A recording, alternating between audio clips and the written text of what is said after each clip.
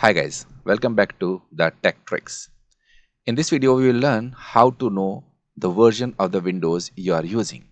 Now why we should know the version of the Windows? Because while working on the computer, sometimes there are other applications we also using and which require some specific version of your Windows to be available.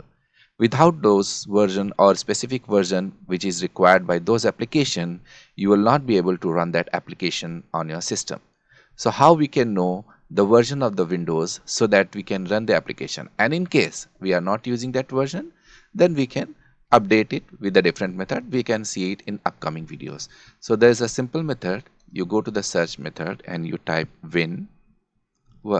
Once you type winver, you are able to see a window will open, and that will exactly tell you Microsoft Windows version 21H2 OS build 2 days 2 0.2538, and the Windows 11 Pro and all this information this give you. Also this will provide you the name that whom the license is being assigned. So like this you can know the Windows version. In case if you want to upgrade it, you can simply upgrade it. So that's all in this video. See you guys in another video.